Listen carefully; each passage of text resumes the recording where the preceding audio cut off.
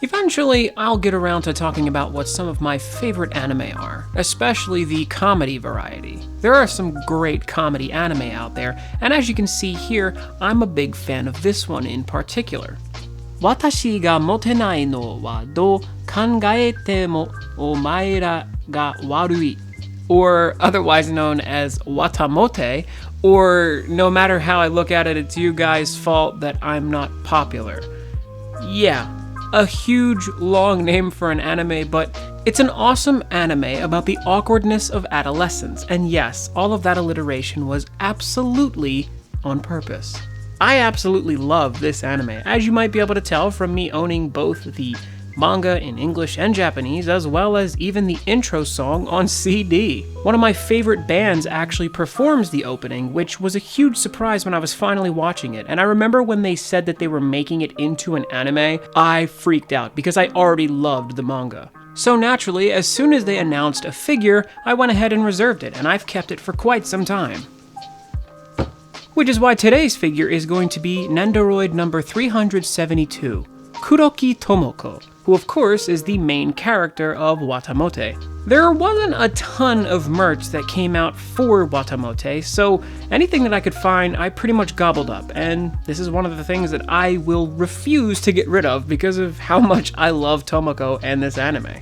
Now of course inside of the box we have Tomoko and many accessories, as well as an image of her on the front pointing at the viewer. The top is branded in much the same way. The side has a shot of her looking rather pervy and making grabby hands, as well as a window, and finally her ripping apart a pair of cute underwear? It's a reference from the show, you wouldn't get it. Here she can be seen ripping up a paper, and finally at the bottom you can see her, well, giving herself a massage and holding the case of one of her favorite games, I believe. Again, it's a show reference, and it's actually really funny. Now the back is solid puke green, which I think is a weird accent color for Tomoko, but I guess it's sort of appropriate since she's such a gross kid. But again, we see some reused shots of the figure, as well as her name and the branding all over the box. The bottom is similar to the top, but with a different pose that's been recycled from the sides, so let's open this thing up and show you what it contains. Now, of course, inside of the box, she comes with the standard Nendoroid stand, which we are going to use immediately to make this review a bit easier. It is a hinge joint arm, which goes into a peg base, and it can be moved among the many holes that are inside of it. The plug simply goes right into a hole in her back. Now, this stand does pretty much exactly what you need it to do, but her hair can sometimes get in the way, so just be mindful of that if you do want to pose this figure on the stand. Tomoko will not stand on her own, so she is absolutely dependent on the Nendoroid stand. So if you have a stage or anything like that, you're going to want to use this with her. But of course, inside the box is Tomoko herself, and she looks absolutely perfect. This is a wonderful representation of the character from the manga and show. Tomoko has dark circles under her eyes because she is a weird, all-night, staying-up kind of otaku girl who loves to play games and waste all of her time on fan service.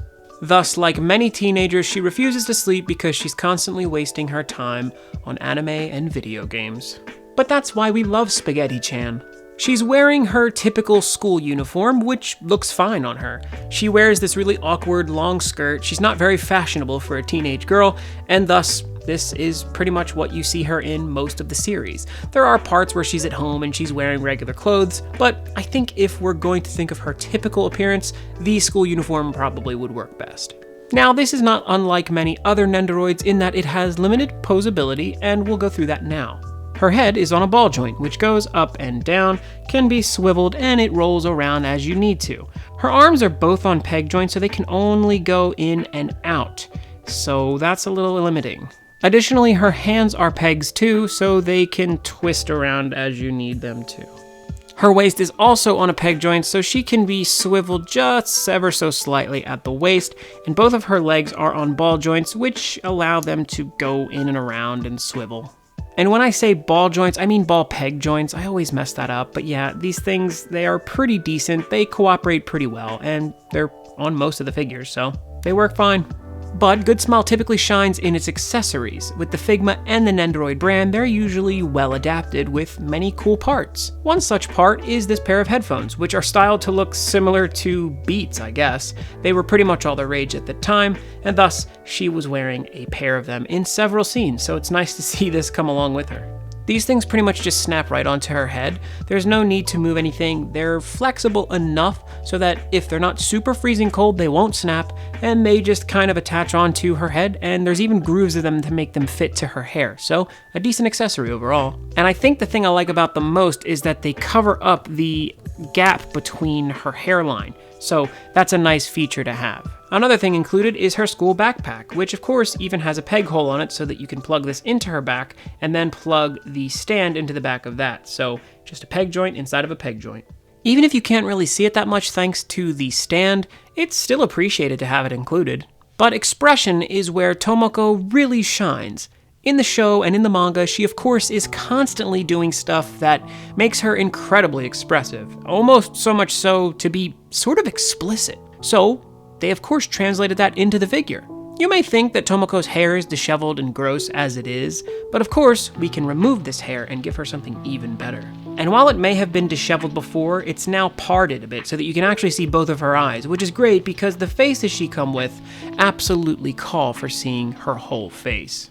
And if you attach these grabby hands to her, she has a somewhat more creepy vibe. She's ready to come over and touch you. And this is not out of character for her, because she's constantly thinking very perverted things and even wanting to violate her very best friend. But we can make it even creepier. And there we have it, absolute creep mode engaged.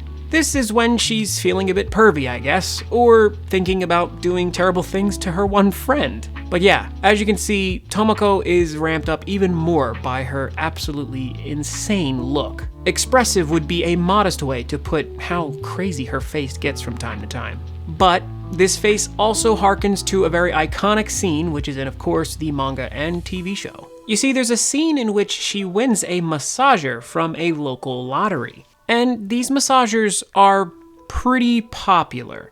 They're usually popular with women because they use them for more than simple back massages. That's all I'll say on the matter, but she wins one and then falls asleep using it on her shoulders, innocently enough, as she listens to a drama CD of which a character from a visual novel is telling her terrible, terrible things. Again, being a teenager is an incredibly awkward thing, but seriously, just look at how comfortable she is. And everyone has their breaking point, and I think this might be Tomoko's. But one of her included accessories is her tearing apart this paper. But in addition to that, there's something else that she can tear apart. I mean, don't you remember ripping up a pair of panties in public? But in all seriousness, all of her accessories are great because they're show accurate and they all reference stuff that happens in the manga and the anime. So I really appreciate that.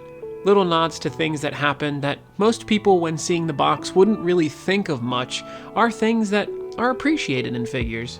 Now, the Tomoko Nendoroid is an absolutely great addition to anyone's collection. If you're a huge fan of the series like I am, this is a must-buy. That being said, it is an Nendoroid, so it does have its limitations. I do like it. The sculpting and painting is decent enough, it looks nice and show accurate, and there's really nothing that I can pick out about it being bad. The hair limiting its posability of the head is the only thing that really irritates me, but it's not enough of an issue for me to really hurt it too much in the score. That being said, I want to give the Kuroki Tomoko Nendoroid a solid 8 out of 10.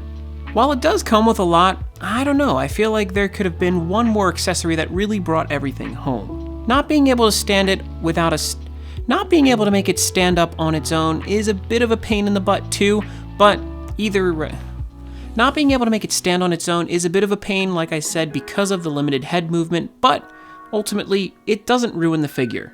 I love Watamote and I love Tomoko, so this is one that I'll be keeping for quite some time. With that being said, what did you think of this figure? Do you think this is a good figure, or would you not buy it? Why don't you comment below and let me know? If you did like this video, make sure to like the video because it does help me out, and I'm going to link something on screen for you guys to check out too, so please click it even if you have seen it. It does help the channel. With all that said, I hope that your adolescence isn't as difficult as Tomoko's, because man, hers is quite crazy. If you've already gotten through it though, kudos on you. Make sure to subscribe and come back next week for another figure review, and until then, have an amazing weekend and keep on collecting.